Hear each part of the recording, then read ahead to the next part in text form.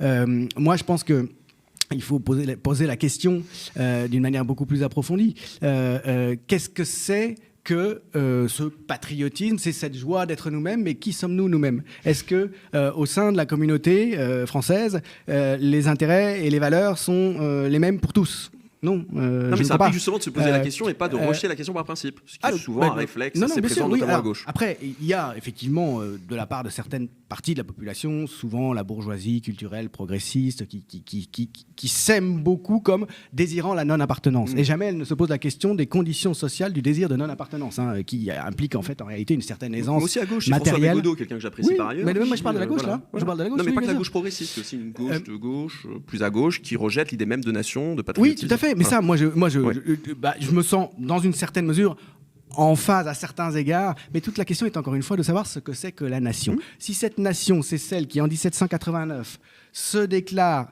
libre de disposer d'elle-même comme communauté face à une autre source de la souveraineté, puisque c'est elle qui désormais va revendiquer la souveraineté, pour la première fois dans l'histoire des sociétés, en tout cas occidentales, contre un autre dépositaire de la souveraineté qui est la dynastie royale qui tient ses pouvoirs de Dieu, évidemment que cette nation-là, souriante et ouverte, qui d'ailleurs déclare qu'elle ne fera jamais la guerre à une autre nation, évidemment qu'on peut y adhérer. Mais attention, ça n'est pas la nation identitaire, ça n'est pas la nation nationaliste dont la droite et l'extrême droite, depuis Maurras en particulier, cultivent le souvenir avec tous les errements qu'on a connus. L'identité, c'est répondre à la question que vous avez posée, qui sommes-nous? Et en effet, il y a plusieurs manières d'y répondre. Mais encore faut-il justement accepter l'idée même que l'on puisse se poser la question de ce que nous sommes collectivement. Or, l'idée même de se poser la question de ce que nous sommes collectivement a été très souvent diabolisée. On a vu au moment du débat sur l'identité nationale posé par Nicolas Sarkozy, qui...